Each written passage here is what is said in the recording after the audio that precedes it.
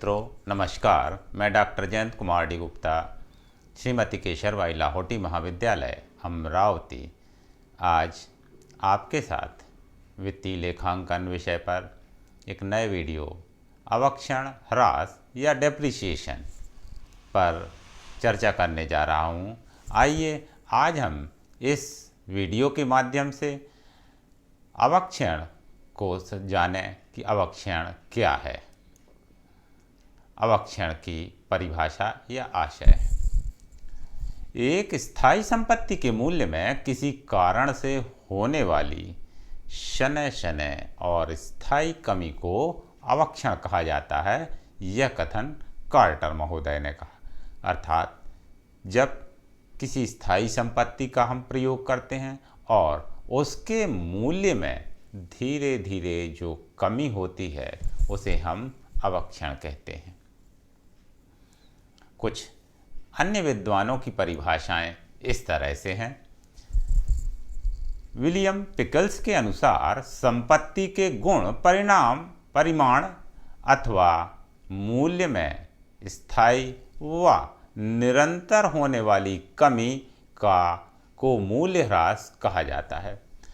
जो William pickles का कथन है तो वो कहते हैं कि संपत्ति के गुण में, परिमाण में अथवा मूल्य में जो स्थायी कमी होती है उसे हम मूल्य ह्रास कहते हैं।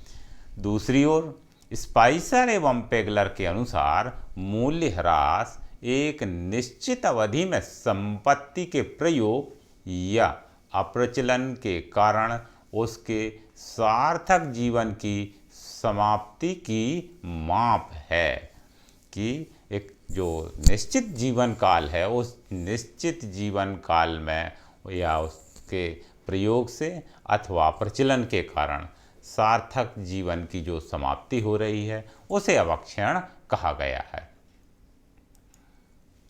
सारांश में हम कह सकते हैं कि जब किसी स्थायी संपत्ति के निरंतर प्रयोग में आने से, अप्रचलन हो जाने से, मूल पदार्थ के समाप्त हो जाने या बाजार मूल्य हमेशा के लिए कम हो जाने आदि के कारण से संपत्ति के मूल्य या उपयोगिता में जो हमेशा के लिए स्थायी कमी आती है उसे ह्रास, अवक्षण या घटौती कहते हैं, या हम अंग्रेजी में डेप्रिसिएशन कहते हैं।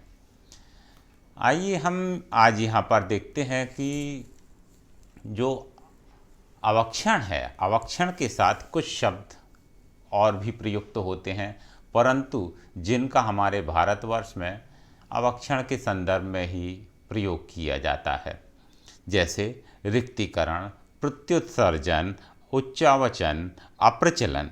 ये सारे शब्द हमारे यहाँ उपयोग में होते हैं, परंतु इनका उपयोग अवक्षण के संदर्भ में ही लिया जाता है। इनमें कोई विशेष भेद नहीं किया जाता, परंतु इन्हें हम समझें कि इनका उपयोग और इनका आशय क्या है। तो आइए देखते हैं रिक्तीकरण। रिक्तीकरण या डिप्लेशन। डिप्लेशन जो है वो वास्तव में धीरे धीरे किसी वस्तु के उपयोग होने से उसके अंदर उपलब्ध रिसोर्स जो होता है, संसाधन होता है, उसमें धीरे धीरे कमी होती है, जो प्राकृतिक संसाधनों के संदर्भ में ही उपयोग होता है, जैसे कोयले की खदानें, तेल के कुएं इत्यादि। इनमें रिक्तीकरण शब्द का उपयोग होता है, अर्थात जब प्राकृतिक संसाधनों की बात आती है तो इनमें रिक्तीकरण की बात होती है। दूसरा शब्द हमारे सामने आता है प्रत्युत्सर्जन, अमोर्टाइजेशन।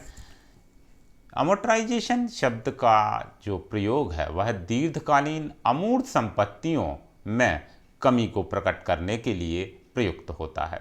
अमूर्त संपत्तियों से संबंधित होने के कारण जो इसके उदाहरण हैं वो यहाँ पर मैंने आपको दिखाए हैं। देखिए, आपको यहाँ स्लाइड पर देखेंगे।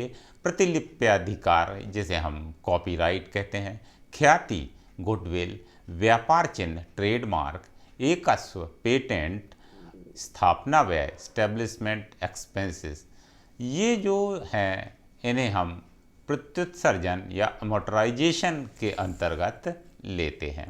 तो यह है प्रत्युत्सर्जन या अमोर्टाइजेशन। अब आप देखेंगे उच्चावचन। बाजार मूल्य में परिवर्तन के कारण संपत्ति के मूल्य में परिवर्तन जो अनिश्चित होता है उच्चावचन या फ्लक्चुएशन कहलाता है। अब हम यहाँ पर एक और शब्द देखते हैं, अप्रचलन।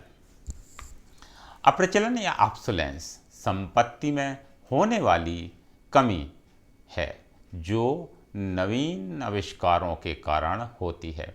जब तकनीकी परिवर्तन होते हैं या कोई नई मशीन का आविष्कार हो जाता है तो नवीन आविष्कारों के कारण उनकी उत्पादन क्षमता, उनके उत्पादन की गुणवत्ता आदि बहुत अधिक मात्रा में सुधर जाती हैं और जिससे उत्पादन व्यय अत्यंत कम आने लगते हैं। तो जब नवीन तकनीकी के उपयोग में उत्पादन व्यय कम आने लगते हैं तो पुरानी मशीनें उनकी तुलना में बेकार हो जाती हैं और उन्हें उस तकनीक को बदलना आवश्यक हो जाता है। इसलिए इस शब्द का हम उपयोग करते हैं कि अप्रचलन, वो अप्रचलित हो गई।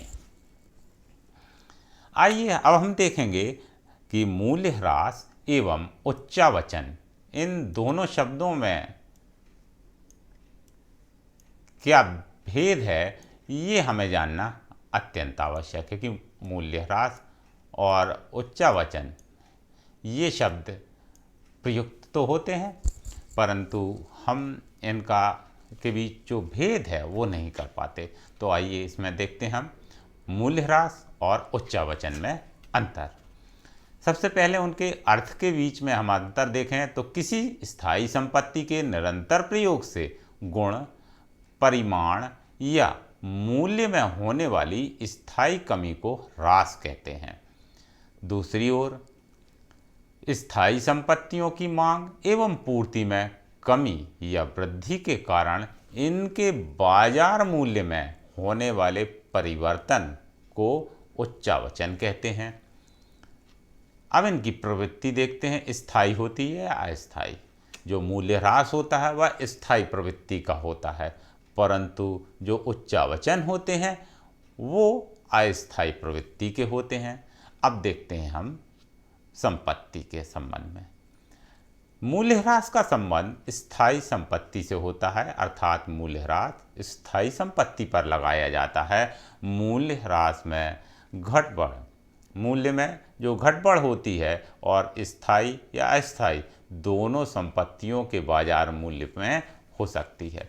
अर्थात उच्चावचन का संबंध स्थायी व अस्थायी दोनों संपत्तियों से होता है जबकि ह्रास का केवल स्थायी संपत्तियों से है। इसके बाद देखते हैं संबंध। तो मूल्यह्रास का स्थायी संबंध जो होता है वो पुस्तकी मूल्य से होता है जबकि उच्चावचन में संपत्तियों के बाजार मूल्य से होता है। यहाँ पुस्तकी मूल्य होती हैं तो वहाँ बाजार मूल्य होता है।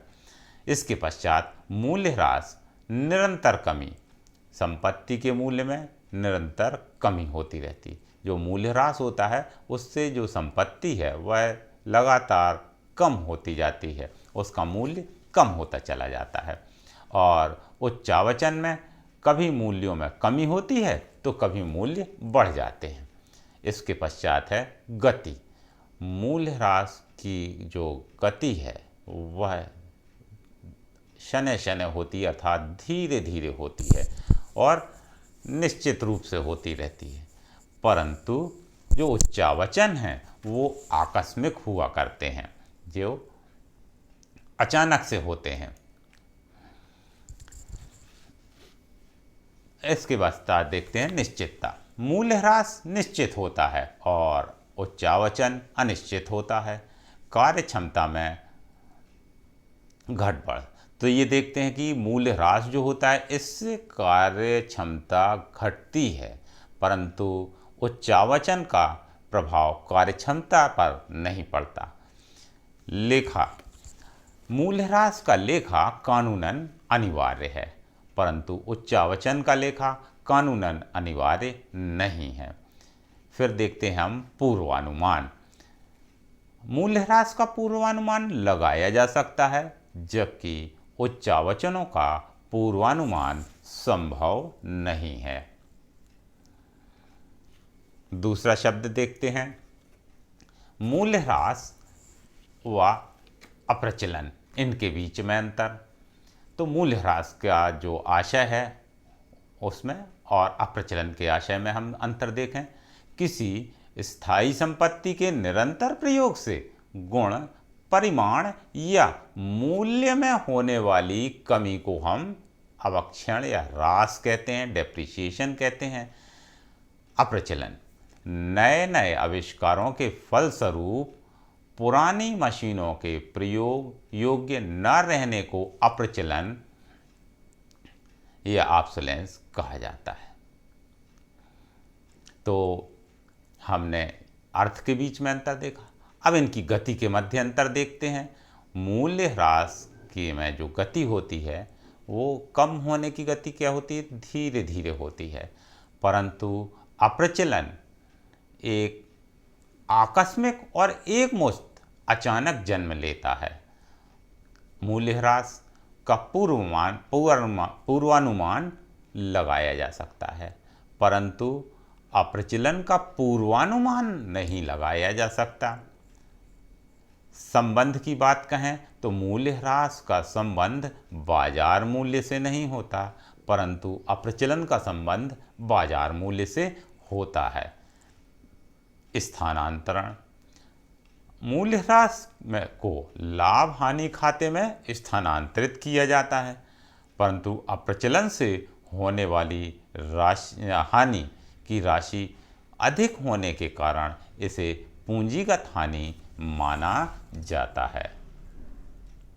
तो आज हमने यहाँ पर मूल्यह्रास का आशय और मूल्यह्रास, अप्रचलन, प्रत्युत्सर्जन, उच्चावचन आदि शब्दों को समझा और मूल्यह्रास तथा उच्चावचन के मध्य अंतर, मूल्यह्रास एवं अप्रचलन के मध्य अंतर को देखा।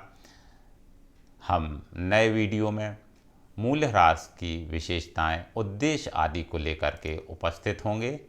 नमस्कार, धन्यवाद।